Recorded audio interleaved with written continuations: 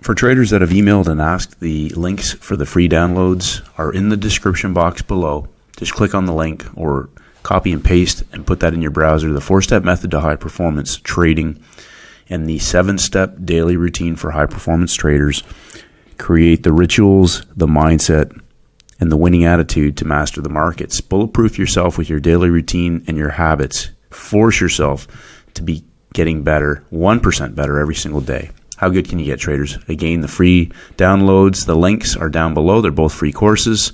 Let's get started. Good day, traders. Stacey Burke from Stacey Burke Trading. Today, talking about the gold trade after the news and also refining your daily process. The process, for me, again, a question from a trader, a great question is what's going through your head when you're looking for a trade? And I emphasize, obviously I'm biased to the short side, but when some of the instruments obviously are going down day after day, I have to look for long trades. But it's the same principles, and I work from the high and the low. We talked about marking off the highs and lows of the weeks and asking yourself prior to the beginning of the week, how did the week close? Did it close up? Did it close down? And of course, that helps us form our thesis each day for a day 1, day 2, day 3 opportunity. And sometimes it takes 4 days because we talked about Monday, Tuesday forming the initial balance. That is that one of those extremes may tend to hold. And the more and more you step back and wait for these opportunities to set up, the more and more easier and stress-free your trading will become. Now, we've had news on the calendar pretty much every day except for Monday this week, and I talk about I do not trade the news because in my experience, there are a couple of reasons. Number one is I don't want to deal with an uncertain, high volatility environment, and that means wicks. You'll get slippage. You can have a stop in place and you will still get slippage. That's an opportunity for the opposition to manipulate the market and give you poor quality fills, and you have no recourse to justify that or to follow it up. This is not like futures where it has to be one buyer for a seller, etc., where they can trace back the contracts. You're dealing with liquidity providers, and that's between you and your broker. So coming back to the gold, we have our high and low of the week. And when the week started, our day 1 broke out, and we had, we talked about this earlier in the week, 3 levels of rise, 3 100-pip boxes, a false break on the Monday, and a retest on the 3rd level of rise back into the high of the week, which was at double zeros. And that broke Monday's low. The break of Monday's low is day 1 shorts in the market. The break of Tuesday's low on Wednesday at the end of the US 12 candle window is day 2 shorts in the market. On Tuesday, we have a close below trapped volume all above Monday's low. So again, I talk about first red day, we want to look for trapped volume. Now this first red day opportunity did not eventuate till later in the US session. Some traders were patient enough and executed that and did quite well on that trade setup. But when we come to today, Thursday, we have day 3 shorts in the market. We're at the low of the week. We've broken out of the previous week's low. We can look at other time frames and speculate on where the market may be headed, but we also have breakout traders in the market who have shorted this on other time frames. We'll just bring this little area underneath the previous day's low as a potential target. For the further they drag this down, the more likely that breakout traders, if there is a reversal trade setup, may be the target. So again, nobody gets a free lunch. Somebody's taken the break of the previous day's low, potentially had their stop in at the high of the day. And as this market creeps lower, knowing that we have news on the calendar, and I wait until after the news before I'll enter the market. And when we come down, we have a low of the day in place. Now, a great trade question from a trader was, how can you go over the first hour gain locking in the high and the low? Well, obviously with news on the calendar, I don't have an option in terms of not of wanting to get in earlier in that first hour. Sometimes gold will offer a first hour trade, but when there's news on the calendar, I will not trade that situation. Now, we talk about markets breaking out of 100 pip boxes, 25 to 50 pips. Clearly today we've taken out the low of the week, which we've just marked off here. And as we go lower, obviously London puts in a lower low. You'll notice that the lows of London prior to the gap are above the numbers. Again, a dead giveaway that they're potentially going to be returning back through that level, back through 50 and possibly lower. We have no idea. But in that first hour, they make a low prior to the news. They make a low and they make a lower high inside. The news goes vertical. We'll zoom in on this.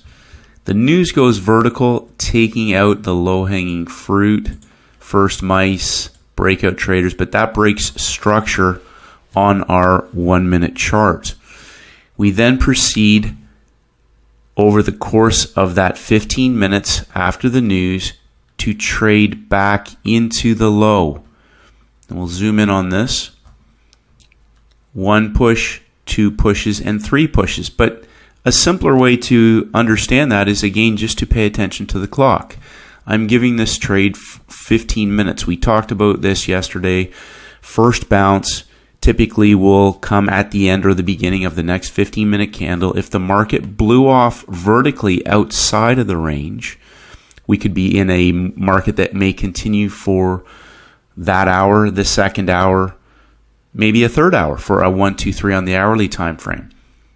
We may also see a market reverse outside on a blow-off vertical move that can be a stop on a breakout, triggering breakouts, and 15 minutes putting in a higher low for a reversal. In this particular case, we see the 15 minutes, 3 pushes, trade into the low of the day of the week on day 3, with day 3 shorts trapped or triggered into the market, meaning that traders who have shorted the market on the break of Monday's low, day 1, the break of Tuesday's low, day 2, and the break of Wednesday's low, they are selling lower and lower. The odds of a successful reversal trade increase dramatically when the setup presents. So we have potentially now a low locking in at 50, and at the end of our 15-minute bar, we get our 3 pushes and a little gift, this little bar. Now, aggressively entering into this is an option, and I chose to open up my stop a little bit wider on this just to avoid potentially a wick. On this bar, I put my stop underneath of the bar beside it. And as this market moved, it moved very fast. Trade was over in 7 minutes. But again, 3 pushes, understanding 15 minutes false move back into the low of the week for the explosive vertical move. Now, New York is just opening now. We could see this market, we have a creeping trend down, a break in structure on the larger time frame. On day 3, we could see this market, now that it's taken out the overall low, proceed to go lower. But this market right now, no idea. We could be getting a short squeeze set up for a move later in the 3-hour window towards, we're in the second hour. So this market could now be locking in a low down at the quarter level, at the low of the day, the low of the week. We don't have a break of structure yet in this creeping trend down, so I would be reluctant to take that trade as of yet. But we have a larger break in structure, and if this market was potentially to lock in the low, this could be an opportunity for the beginning of a reversal, but we may not see that fully eventuate until the end of the 3-hour window.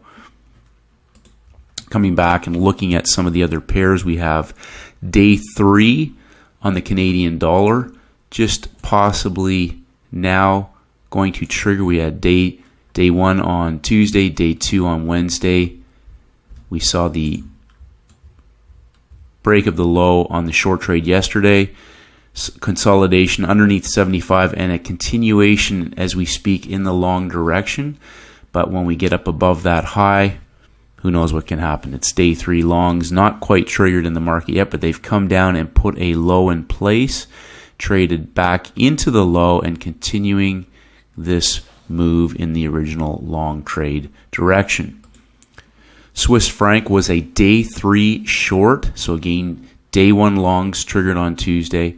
Day 2 longs triggered at the end of the US session on Wednesday. And a creeping trend up into the high for a day 3 high of day sell opportunity, 25 pips above the 00 box in the London session for a nice explosive 50 pip move through the low hanging fruit and the higher lows. Japanese yen broke down strongly yesterday on day 2 at the high of the day in the Asian session. Continued to creep lower and potentially maybe has now put a low in place in the lower 100 pip box, but nothing. We're inside, we're in consolidation inside of the range of Monday's large breakout trade. The euro is on day 3. We haven't triggered the low of day 2 yet, but we had day 2 shorts in the market. We had a peak formation put in yesterday just above the 00s at the quarter level, and this market is still trading inside of that. Depending on how this day eventuates, we could have first green day and possibly a reversal day tomorrow in that Friday session. If this was to break the low, we may see something later in the session or a continuation trade tomorrow for the short trade down. British pound, similar to the euro, we had day 2 high of the week trade just prior to CPI, and then the low-hanging fruit continuation. Yesterday triggered day 2 shorts and a reversal trade in the London session at the low of the day, the low of the week. Okay, again, focusing on highs and lows. The market went up for 3 levels of rise, up to 75 before putting in a peak formation and then creeping down into consolidation. We've just triggered day 3 shorts on the news, on the break of the news candle. The market is pulled back, but we are at the low of the week. We have a creeping trend down. This could potentially become fuel later at the end of the 12 candle window or even into tomorrow's session. We could see one more break of this low hanging fruit all the way if this market was to form a reversal opportunity. S&P, so again, yesterday, large move down on Tuesday from the high of the week. We're in consolidation. 50, that 500 level may have formed a low in place. We're trading into that right now. We have day 2 shorts in the market. This market, depending on what happens in the US session, may form a low to revisit the high, giving us a first green day. No idea, but we're in consolidation. We're down low. No real interest of me, although there's a range there, a 250 pip range. I'm more content to see one of these outside boundaries broken first before I form my thesis. So hopefully that provides some insight, traders. Again, waiting for the news. Simple setup, short squeeze, a vertical trade back into low-hanging fruit. This market has continued to go lower. So obviously there was short opportunity after that stop hunt up at 00s. 1 push, 2 push engulfment for the micro M structure at the high of the day in line with the existing short trade. But again, this 12 candle window, we're on day 3 shorts, low of the week. We've broken weekly lows.